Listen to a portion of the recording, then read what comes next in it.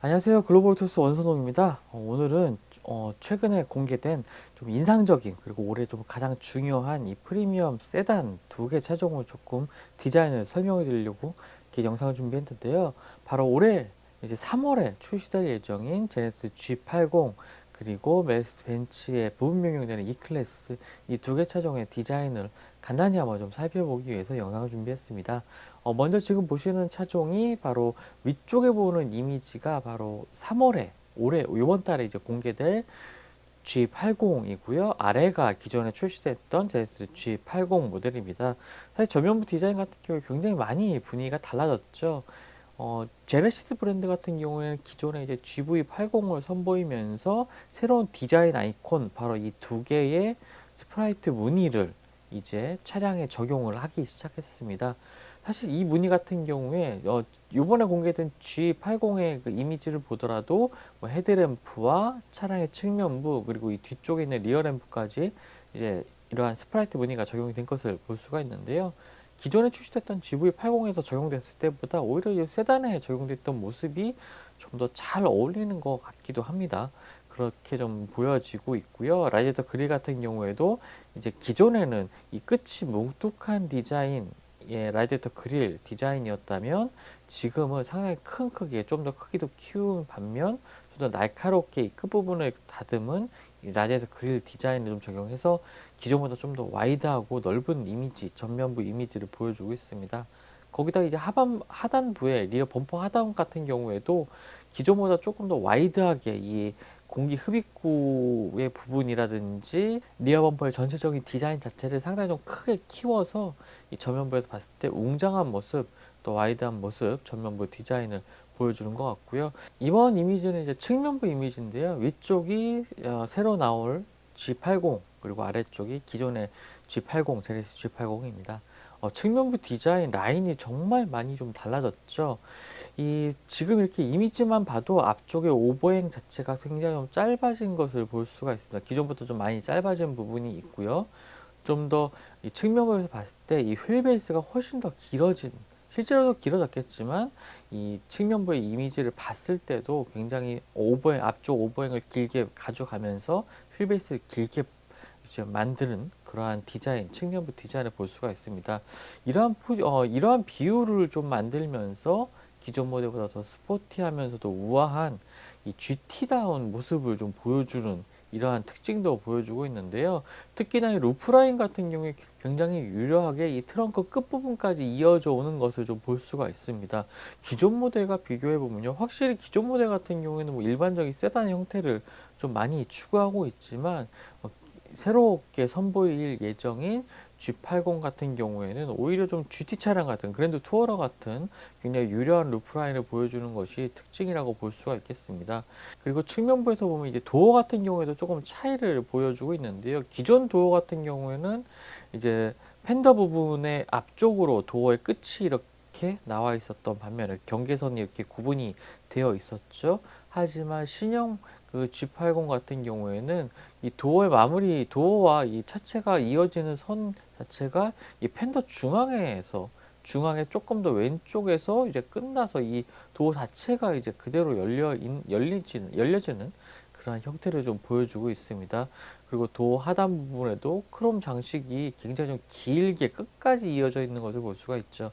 기존 모델 같은 경우에는 1열과 2열 도어 중간에서 이렇게 이어져 있는 이러한 차이점도 보여주는 것 같습니다. 그리고 C필러 뒤쪽에 있는 쿼터 글라스 같은 경우에도 굉장히 좀 날카롭게 더 길게 이렇게 이렇게 형태를 구성을 한 것을 좀 볼 수가 있죠. 많은 분들이 이게 타이어의 휠 디자인을 보고서 조금 아쉽다는 말씀을 해주시는 것을 좀 온라인상에서 좀 볼 수가 있었는데요. 제가 봐도 이 기존의 휠 디자인이 조금 더 나아 보이는 그러한 형태를 좀 보여주고 있습니다. 조금 더 밋밋하고 단조로운 느낌을 좀 보여주는 휠 디자인 아닌가라고 좀 개인적으로 생각이 드는데요. 아직까지는 이제 이미지만 공개되고 정확한 사양들이 나온 것이 아니기 때문에 그런 점들은 뭐 정식으로 출시가 되면 그때 좀 확인을 더 제대로 해봐야 될 것 같습니다. 이제 차량의 후면부인데요. 후면부 같은 경우에도 이 가운데 부분이 전체적으로 이렇게 움푹 오목하게 좀 파여져 있는 이 형태를 좀 보여주고 있습니다. 이 부분도 굉장히 좀 디자인적으로 상당히 특징적인 부분이 아닌가 이렇게 생각이 되고요. 역시나 리어 램프 같은 경우에도 이제 두 줄의 스프라이트 무늬가 들어간 것을 볼 수가 있습니다. 이 앞쪽에 라디에이터 그릴의 형태처럼 이 배기구 디자인도 이렇게 끝이 뾰족한 형태의 이 디자인을 하고 있는 것도 이 차량의 후면에서 보여지는 모습이라고 보여지고요. 자, 지금 보시는 화면이 바로 G80의 실내 디자인입니다. 굉장히 이전 모델보다 뭐 깔끔하고 와이드한 형상을 보여주고 있고요. 여백의 미를 강조했다는 부분을 뭐 모델을 통해서 좀 강조를 하고 있었습니다. 그만큼 이제 이렇게 조금 버튼 수를 확실히 줄일 수 있었던 것은 바로 이제 여기 보시는 인포테인먼트 시스템의 다양한 버튼들, 기능들을 터치 방식으로 통합했기 때문이고요. 또 차량 하단에 인포테인먼트 조작부를 통해서 많은 그 물리적인 버튼을 줄여서 더 실내가 좀 깔끔한 형태를 보여주고 있습니다. 전체적으로 뭐 1열 운전석부터 2열까지 이어지는 이 곡선 형태가 운전자와 조수석을 좀 감싸는 듯한 형태로 되어 있고요. 그 아래로 이제 도어 트림 하단에서 올라오는 라인이 대시보드 위쪽에서 이 첫 번째 위쪽 라인과 만났다가 다시 내려오는 굉장히 좀 유기적이면서도 어떻게 보면은 조금 자연의 모습, 자연에서 좀 이런 유려하게 내려오는 이 곡선의 디자인을 좀 따온 듯한 모습도 보여주고 있습니다.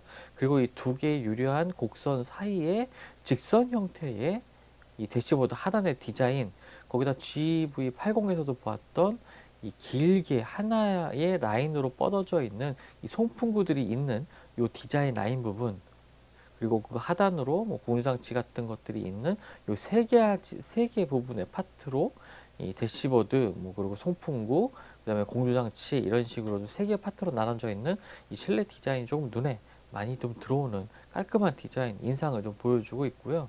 지금 보시는 화면은 이제 스티어링 휠 부분을 조금 더 확대한 화면인데, 이 아래에 있는 부분이 기존의 G80의 스티어링 휠 디자인이었습니다. 이 디자인만 봐도 상당히 좀 많은 차이가 나고 있죠. 기존에는 뭔가 좀 밋밋한 형태를 좀 보여줬다면, 이제 새로운 G80 같은 경우에는 이 버튼 디자인 자체도 이 가운데 있는 이 크롬으로 되어 있는 이 스티어링 휠 중앙부를 중심으로 그 곡선의 형태에 맞게 이제 버튼들이 구성이 되어 있는 것을 볼 수가 있습니다. 두 개의 뭐 위아래로 움직이는, 그리고 손가락으로 이제 위아래로 움직여서 조절할 수 있는 요 다이얼 같은 형태의 버튼들도 좌우에 위치해 있는 것을 볼 수가 있고요. 스포크 디자인은 기본적으로 포스포크 형태이긴 하지만 이 가운데 좀 큰 형태의 디자인 요소를 주면서 투스포크 같은 이러한 모습을 또 좀 보여주고 있습니다. 지금 보시는 화면이 기존에 판매되고 있던 G80의 디자인인데요. 조금 좀 당시로서는 굉장히 좀 우아한 모습의 좀 고급스러운 분위기를 연출했다고는 하지만, 많이 좀 시간의 흐름이 좀 느껴지는 디자인을 좀 보여주고 있죠. 하지만 이러한 디자인이 이제는 이러한 형태로 바뀌었습니다. 여기 보면 이제 인포테인먼트 조작부의 다이얼 부분도 있는데요. 바로 이 부분을 돌려서 이제 뭐 도로록 도로록 하는 소리가 나도록 이 손가락으로 돌려서 이제 인포테인먼트 화면을 조작을 할 수가 있고요. 요 가운데 부분이 터치 패드로 되어 있습니다. 그래서 뭐 글씨를 통해서 뭐 내비게이션의 목적지를 입력하거나 뭐 여러 가지 명령어를 입력을 해서 이제 손가락으로 입력을 하는 부분을 이 부분에 터치패드를 통해서 이제 입력을 할 수가 있는 거고요. 인포테인먼트에 터치하면 혹시 GV80에서 보았던 가로 형태의 대화면, 그리고 계기판 역시 디지털 화면으로 구성이 되어 있습니다. 공조장치도 이제 GV80과 같은 이런 터치 방식의 공조장치, 그리고 뭐 다이얼 이런 것들이 위치해 있는 것도 볼 수가 있고, 이 부분도 다 이제 터치 디스플레이로 만들어진 그러한 부분입니다. 그리고 기어 변속 같은 경우에도 이제 다이얼 형태의 이러한 변속을 버튼을 좀 마련을 해 두고 있는데요. 뭐 버튼 방식보다는 이 다이얼을 돌리는 게 조금 더 사용하기 편한 개인적인 생각도 듭니다. 제네시스 G80 같은 경우에는 올해 출시가 되고요. 아무래도 파워트레인 같은 경우에 3.5 그 스마트 스트림 그 터보 엔진이 아마 주력 파워트레인이 될 것 같습니다. 최고 출력 380마력의 가솔린 터보 엔진이기도 하고요. 또 제네시스 브랜드를 위해서 새롭게 좀 튜닝이 돼서 좀 최적화가 이루어졌다고 합니다. 상당히 좀 기대되고 있는 차량이기도 하죠. 프리미엄 브랜드로서 좀 핵심 모델인 이 G80이 좀 디자인 부분에 있어서는 조금 많은 좋은 평가를 좀 얻고 있는 것 같은데, 이제 파워트레인이라든지 동력 성능 부분에서는 좀 어떤 모습을 보여줄지 상당히 좀 기대가 되고요. 다음으로는 이제 수입차 부분에 좀 많은 주목을 받고 있는 프리미엄 세단, 핵심 세단 한번 소개해 드리도록 하겠습니다. 바로 지금 보시는 E클래스, 부분 변경된 E클래스인데요. E클래스 같은 경우에는 이 제네바 모터쇼를 통해서 공개될 예정이었지만, 이 제네바 모터쇼가 코로나19 확산 때문에 취소가 되면서 이제 온라인을 통해서만 공개가 됐습니다. E클래스 같은 경우에는 아시는 것처럼 아방가르드 익스클루시브 라인업을 가지고 있고요. 또 AMG 라인업의 모델들도 좀 선보일 예정이고, 디자인만 이제 AMG의 많은 디자인 요소를 좀 가져온 AMG 라인 트림도 있습니다. 거기에 이번에는 올터레인이라고 부르는 약간 좀 SUV 성격을 가지고 있는 이 클래스의 모습도 좀 보여주고 있는데요. 이 올터레인 차량은 다음 기회에 좀 한번 소개를 해드리도록 하고요. 지금 보고 계시는 모델이 바로 이 클래스의 부분명령 모델의 아방가르드 트림이라고 보시면 되겠습니다. 그리고 지금 보시는 모습은 이제 익스클루시브 트림의 외관 디자인이라고 볼 수가 있겠는데요. 일단 기존 모델과의 디자인 차이점 한번 살펴보도록 하겠습니다. 지금 왼쪽에 보는 부분이 이제 신형 모델이고 페이스리프트된 E클래스고요. 이제 오른쪽에 보시는 이미지가 기존의 E클래스입니다. 일단 헤드램프 디자인 같은 경우에 기존에는 이제 두 개의 라인이 위에서 아래로 이제 각각의 LED 램프를 가로지르면서 내려오는 형태였다면, 이제 새로운 모델 같은 경우에는 이 화살표 형태의 뾰족한 형태로 되어 있는 요 주간주행 등을 보여주고 있습니다. 이 주간주행 등 같은 경우에 기존에 이제 A클래스 같은 경우에도 이런 주간주행 등을 봤죠. 이렇게 조금 기존의 뭐 엔트리 모델부터 좀 상위 모델까지 유사한 디자인을 통해서 보는 순간 벤츠의 차량이구나 하는 점들을 조금 확인할 수 있게 하는 디자인 통일성을 전 라인업에 거쳐서 좀 가져가고 있는 것이 최근 벤츠 디자인의 좀 특징이라고 볼 수가 있겠습니다. 그리고 라디에이터 그릴 디자인 같은 경우에도 기존에 뭐 CLS에서 봤던 이러한 그 라디에이터 그릴 촘촘하게 점 형태로 구성된 이 라디에이터 그릴 디자인도 기존의 라디에이터 그릴과 크게 달라진 부분이라고 볼 수가 있겠고요. 그리고 기존에는 이제 위가 넓은 사다리꼴 형태였던 반면에, 이제 새로운 모델 같은 경우에는 아래가 넓은 이 사다리꼴 형태의 라디에이터 그릴 디자인 보여주고 있고, 이 보닛 같은 경우에도 기존에는 이 라인이 하나, 둘, 셋 이런 식으로 있는 이 보닛이었지만, 새로운 보닛 디자인 같은 경우에는 두 개의 라인이 더해진 이런 파우더 형태의 보닛 디자인을 보여주고 있습니다. 자, 측면부 디자인인데요. 측면부 같은 경우에는 사실 기존의 모델과 큰 차이점이 없습니다. 보시면 아시겠지만 거의 뭐 동일하다라고 볼 수가 있겠는데요. 차량의 뭐 크기 비율이 바뀐 것도 없고, 특별하게 디자인의 차이점을 보여주는 부분은 딱히 좀 보이지가 않습니다.